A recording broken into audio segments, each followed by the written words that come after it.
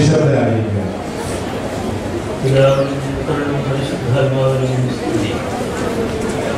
മഹത്വമുള്ളവനായ യേശയ്യാ പ്രവാചകന്റെ പുസ്തകത്തിൽ ഇതാ ഞാൻ കാണുന്ന എന്റെ ദാസൻ, എന്റെ ഹൃദയത്തെ സന്തോഷിപ്പിക്കുന്ന എന്റെ തിരഞ്ഞെടുക്കപ്പെട്ടവൻ. ഞാൻ എന്റെ ആത്മാവിനെ അവന്റെ മേൽ ആവസിപ്പിച്ചിരിക്കുന്നു. അവൻ ജനതകളോട് ന്യായം പ്രസ്താവിക്കും. അവൻ അട്ടഹസിക്കുകയില്ല, ഒച്ചയുണ്ടാക്കുകയില്ല, തെരുവീതിയിൽ തന്റെ ശബ്ദം കേൾപ്പിക്കുകയുമില്ല. ചതഞ്ഞ ഞാങ്ങണത്തണ്ട് അവൻ ഒടിച്ചു കളയുകയില്ല. മങ്ങിക്കത്തുന്ന തിരി അവൻ കെടുത്തിക്കളയുകയില്ല. അവൻ സത്യത്തോടെ ന്യായം പ്രസ്താവിക്കും. ഭൂമിയിൽ നീതി നടപ്പാകും വരെ അവൻ തളരുകയില്ല, അധൈര്യപ്പെടുകയുമില്ല. യേശു നസ്രത്തിലെ പള്ളിയിൽ യേശയ്യാ പ്രവാചകന്റെ പുസ്തകം വിടർത്തി ഇങ്ങനെ വായിച്ചു. വിശുദ്ധ ലൂക്കോസിന്റെ സുവിശേഷത്തിൽ നിന്ന്: ദരിദ്രന്മാരോട് സുവിശേഷം അറിയിക്കുവാൻ കർത്താവിനെ അഭിഷേകം ചെയ്തിരിക്കയാൽ അവന്റെ ആത്മാവ് എന്റെ മേലുണ്ട്. ബന്ധിക്കപ്പെട്ടവർക്ക് വിമോചനവും കുരുടന്മാർക്ക് കാഴ്ചയും പ്രസംഗിക്കാനും പീഡിതന്മാരെ വിടുവിച്ചേക്കാനും കർത്താവിന്റെ കൃപയുടെ വർഷം പ്രഖ്യാപിക്കാനും എന്നെ അയച്ചിരിക്കുന്നു. പരിശുദ്ധ ബാബാതിരുമേനി, ശ്രേഷ്ഠ നീക്കകാലിക ബാബാതിരുമേനി, അഭിനന്ദനായ പിതാക്കന്മാരെ, ശ്രേഷ്ഠരായ വൈദികരെ, ശമാശന്മാരെ, ബഹുമാനരായ കന്യാസ്ത്രീകളെ, കർത്താവിൽ വാത്സല്യമുള്ള സഹോദരി സഹോദരന്മാരെ, അനുഗ്രഹീതവും ആനന്ദപൂർണവുമായ ഈ പ്രഭാതത്തിലേക്ക് കാരുണ്യവാനായ ദൈവം നമ്മെ കൈപിടിച്ച് നടത്തിയിരിക്കുന്നു. നമുക്ക് ദൈവത്തെ മഹത്വപ്പെടുത്താം. ഇതാ കർത്താവുണ്ടാക്കിയ ദിവസം നമുക്കിതിൽ സന്തോഷിച്ച് ഉല്ലസിക്കാം. കർത്താവായ യേശുക്രിസ്തുവിൽ നമ്മുടെ പിതാവായിരിക്കുന്ന മാർത്തോമാ ശ്ലീഹ തന്റെ അദൃശ്യമായ കരങ്ങൾ ഉയർത്തി ഇപ്പോൾ നമ്മെ അനുഗ്രഹിക്കുകയാണ്. പൂർവികരും വിശുദ്ധരുമായ നമ്മുടെ പിതൃഗണങ്ങൾ അദൃശ്യമായ പ്രകാശ മണവറകളിൽ നിന്ന് നമ്മെ ഇപ്പോൾ ആശീർവദിക്കുന്നു. മലങ്കര സഭയുടെ മക്കളും എല്ലാ നല്ല മനുഷ്യരും ഇപ്പോൾ ആനന്ദിച്ച് ദൈവത്തെ മഹത്വപ്പെടുത്തുന്നു. ഇസ്രായേലിന്റെ മഹാചാര്യനും വന്യവയോധികനുമായ മോശയുടെ കൈകളെ ജനത്തിന് വിജയാനുഗ്രഹങ്ങൾ നേടുവാൻ സഹോദരനായ അഹ്റോനും ഹൂറും ചേർന്ന് സൂര്യനസ്തമിക്കോളം ഉയർത്തിപ്പിടിച്ചതുപോലെ മലങ്കര സഭയുടെ പരമാധ്യക്ഷനായ ബസേലിയോസ് മാർത്തോമാ ദിദീമോസ് പ്രഥമൻ ബാബാതിരുമേനിയുടെ കൈകളെ അദ്ദേഹത്തിന്റെ ശോഭയേറിയ വാർദ്ധക്യത്തിൽ പരിശുദ്ധാത്മാവ് ഇതാ നമുക്കായി ഉയർത്തിപ്പിടിച്ചിരിക്കുന്നു. നമുക്ക് ദൈവത്തെ മഹത്വപ്പെടുത്താം. പൗരസ്ത്യ ക്രിസ്തീയ സഭയുടെ ഉത്തമ പാരമ്പര്യങ്ങൾക്ക് അനുസൃതമായി നല്ല അച്ചടക്കത്തോടും ശിക്ഷണ ബോധത്തോടും കൂടി ദീർഘമായ ഒരു പ്രക്രിയയിലൂടെ ദൈവജനമാകുന്ന സഭ തെരഞ്ഞെടുത്ത 7 പേരെയാണ് ഇപ്പോൾ എപ്പിസ്കോപ്പമാരായി സഭ വാഴിക്കുന്നത്. പ്രിയ സഹോദരങ്ങളെ, എപ്പിസ്കോപ്പ സ്ഥാനത്തിന്റെ അർത്ഥത്തെക്കുറിച്ചും പ്രാധാന്യത്തെക്കുറിച്ചും പ്രബുദ്ധരായ മലങ്കര സഭാ മക്കളോട് പ്രത്യേകം പറയേണ്ട ആവശ്യമില്ല. എങ്കിലും പരിശുദ്ധ ബാബാതിരുമേനിയുടെ ആജ്ഞ അനുസരിച്ച് ഈ സന്ദർഭത്തിന്റെ പ്രാധാന്യം പരിഗണിച്ച് വളരെ ചുരുക്കമായി 7 കാര്യങ്ങൾ സൂചിപ്പിച്ചുകൊള്ളണം. ഒന്നാമതായി, ക്രിസ്തീയ പൗരോഹിത്യത്തിന്റെ ഉറവയും മാതൃകയും നമ്മുടെ കർത്താവും നല്ല ഇടയനുമായ യേശുക്രിസ്തു മാത്രമാകുന്നു. പഴയ നിയമ പാരമ്പര്യത്തിന്റെ അടിസ്ഥാനത്തിൽ യേശുക്രിസ്തു പുരോഹിതൻ, രാജാവ്, പ്രവാചകൻ എന്ന 3 തരത്തിലും വിശേഷിപ്പിക്കപ്പെടുന്നുണ്ട്. എങ്കിലും സുവിശേഷങ്ങളിൽ ഒരിടത്തും കർത്താവിനെ പുരോഹിതനായി അവതരിപ്പിക്കുകയോ കർത്താവ് സ്വയം ആ വിശേഷണം ഏറ്റെടുക്കുകയോ ചെയ്യുന്നില്ല. രാജാവ്, പ്രവാചകൻ എന്ന സ്ഥാനങ്ങളും കർത്താവ് ഒരിക്കലും സ്വയം ഏറ്റെടുക്കുന്നില്ല.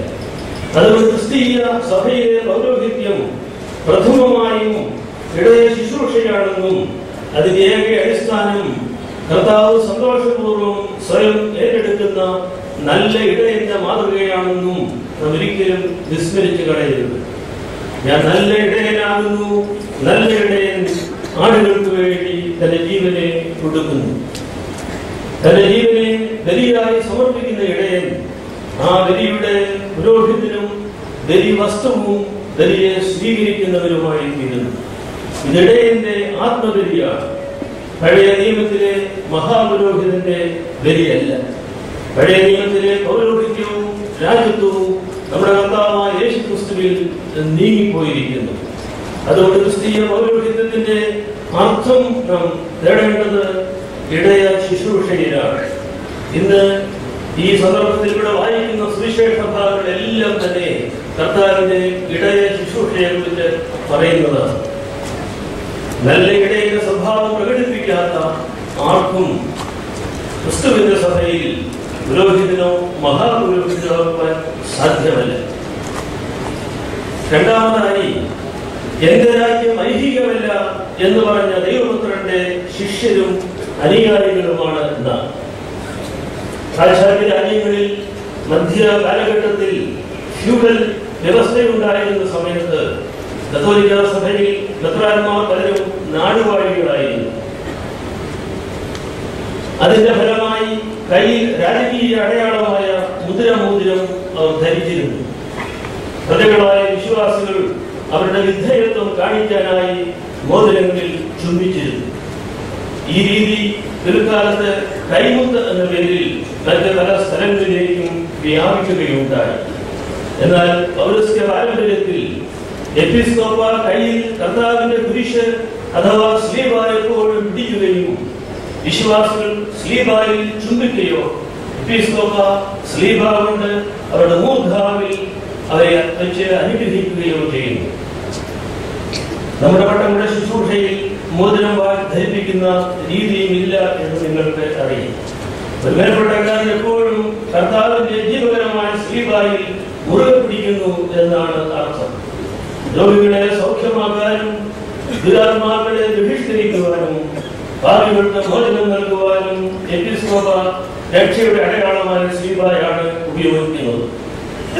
അനൗപചാരികമായ അവസരങ്ങളിലും യാത്ര ചെയ്യുമ്പോഴും എപ്പിസ്കോപ്പ അതിന്റെ വലത് കൈക്കുട്ടിക്കുള്ളിൽ ഒരു ചെറിയ തടിക്കുരിശ് കരുതി വെക്കുന്ന രീതി ഇപ്പോഴും പല പൗരസ്ത്യ സഭകളിലും ഉണ്ട്. സ്ലീബ കൈക്കുള്ളിൽ പിടിച്ചിരിക്കുന്ന കൈയാണ് വിശ്വാസികൾ മുത്തുന്നത്. ആ രീതിയും നിലവിലുണ്ട്. വലിയ ഇടയനായ കർത്താവിന്റെ ആത്മത്യാഗത്തിന്റെ അടയാളമായ കുരിശ് ഒരിക്കലും രാജകീയ അടയാളമാവുകയില്ല. കുറ്റവാളിയായി കുരിശിൽ തറയ്ക്കപ്പെട്ട നസ്രായന്റെ കുരിശിന് മുകളിൽ നസ്രായനായ യേശു യഹൂദന്മാരുടെ രാജാവെന്ന് തനിക്ക് പോലും തിരുത്താനാവാത്ത വിധം പീലാത്തോസ് എഴുതി വെച്ചത് ലോകചരിത്രത്തിലെ ഏറ്റവും വിശുദ്ധമായ വൈരുദ്ധ്യവും നസ്രായന്റെ രാജ്യത്വം എന്താണെന്ന് ലോകത്തിന്റെ പ്രഭുക്കന്മാരെ അറിയിക്കുകയും ചെയ്യുന്ന ഒന്നാണ്.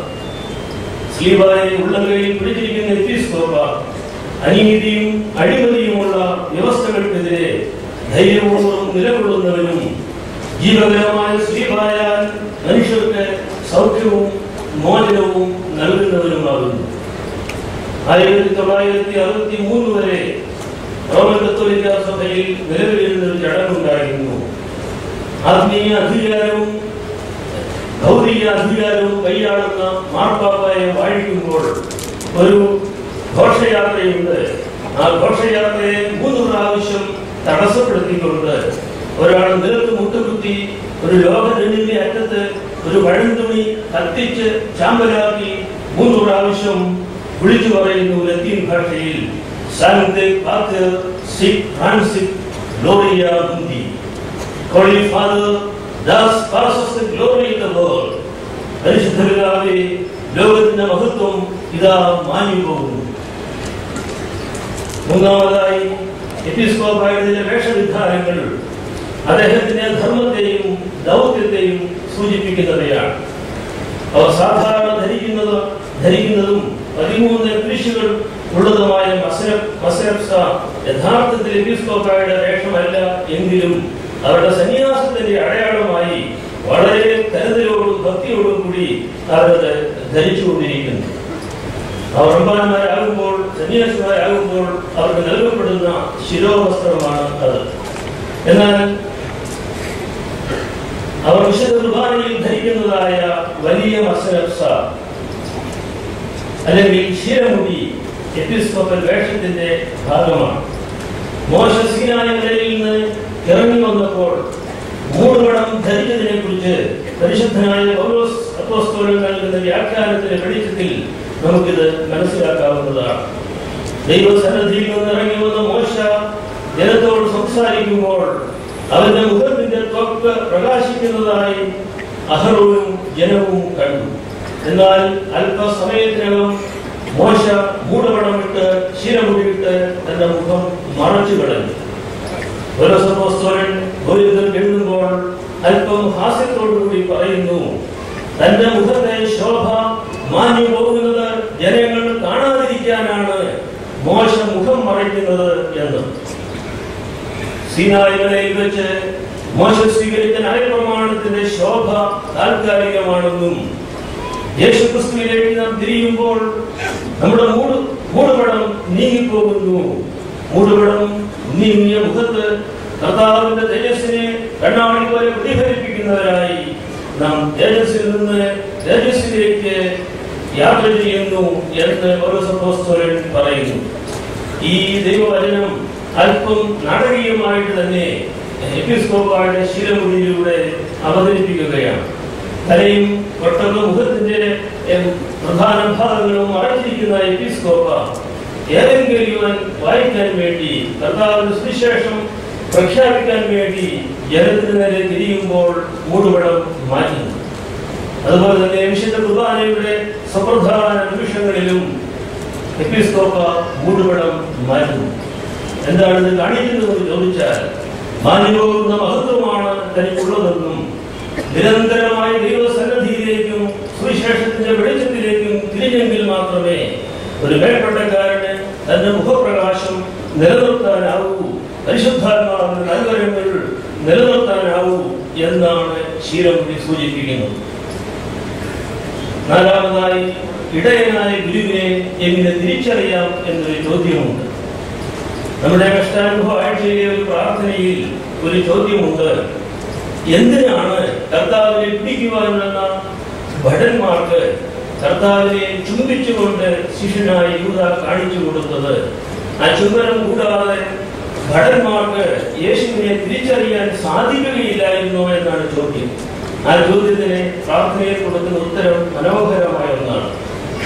ഗുരുവായ കർത്താവ് തന്റെ ശിഷ്യന്മാരിൽ നിന്ന് വേഷവിധാനത്തിലോ എടുപ്പിലോ ഭാവത്തിലോ ഒട്ടും വ്യത്യസ്തനല്ലായിരുന്നു. അവനെ തിരിച്ചറിയാൻ അപരിചിതർക്ക് പ്രയാസമായിരുന്നു. അതുകൊണ്ടാണ് ശിഷ്യനായ യൂദ ചുംബിച്ച് കർത്താവിനെ കാണിച്ചു കൊടുത്തത് എന്നാണ്. ജനങ്ങളുടെ സുഖദുഃഖങ്ങളിൽ പങ്കുകൊണ്ട് ജനങ്ങളോടൊപ്പം കഴിഞ്ഞ തീർത്തും ജനകീയനായ ഇടയനായിരുന്നു നമ്മുടെ രക്ഷകനായ കർത്താവ്. ആഡംബരത്തിന്റെ അരികുകളിട്ട ആഭരണങ്ങളും അധികാരത്തിന്റെ മേലാടകളും അണിഞ്ഞ് തങ്ങളുടെ ആന്തരിക ശൂന്യതയെ മറയ്ക്കുവാൻ ശ്രമിക്കുന്ന ധാരാളം ആളുകൾ നമ്മുടെ രാഷ്ട്രീയ സാമൂഹിക രംഗങ്ങളിലുണ്ട്. എന്നാൽ സഭയുടെ നിയമം അതല്ല, നമ്മുടെ മാതൃക അതല്ല. നമ്മുടെ രാജ്യത്തെ പാവങ്ങളായ ജനകോടികളുടെ വിമോചനത്തിനായി മഹാത്മാഗാന്ധി സമ്പന്നരുടെ വേഷങ്ങൾ അഴിച്ചു വെച്ച് അർദ്ധനഗ്നനായി ജനങ്ങൾക്കിടയിൽ സഞ്ചരിച്ചു. നമുക്ക് വേണ്ടി ശാപഗ്രസ്തനായി തീർന്ന് കുരിശിൽ വസ്ത്രമുരിയപ്പെട്ട കർത്താവാകുന്നു നമ്മുടെ നല്ല ഇടയൻ. നമ്മുടെ ഇടയത്വത്തിന്റെ ആഡംബര സമന്വിതമായ ബാഹ്യ ചിഹ്നങ്ങളെക്കാൾ ദൈവവും ദൈവജനവും വിലമതിക്കുന്നത് അനീതി വരളാതെ ദൈവജനത്തിനു വേണ്ടി ഉയർത്തപ്പെട്ട കരങ്ങളെയും ആർദ്രമായ മനുഷ്യ സ്നേഹത്താൽ അലിയുന്ന അഹങ്കാര ലേശമില്ലാത്ത ഹൃദയങ്ങളുമാണ്.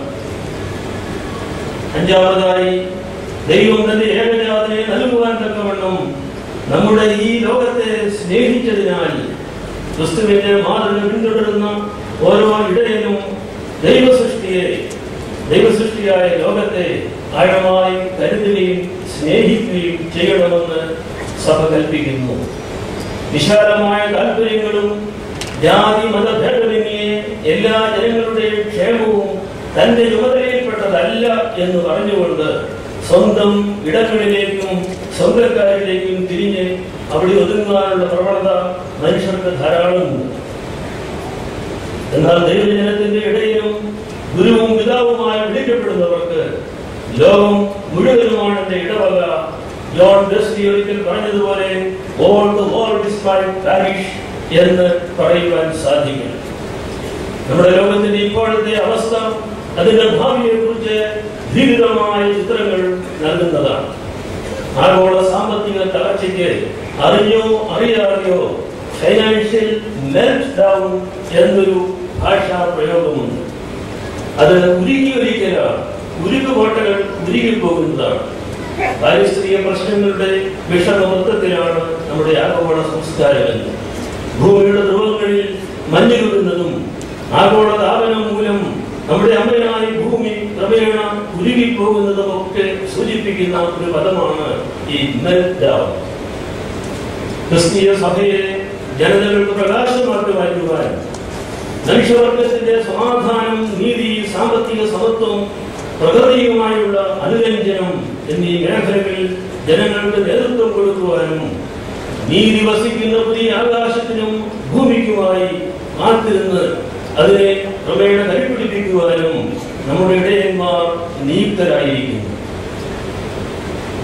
ആറാമതായി, സമാധാനത്തിന്റെയും അനുരഞ്ജനത്തിന്റെയും വാതായനങ്ങൾ ജനങ്ങൾക്ക് തുറന്നു കൊടുക്കുന്ന ഇടയന്മാരെയാണ് നമ്മുടെ ജനങ്ങളും പൊതുസമൂഹവും കാത്തിരിക്കുന്നത്.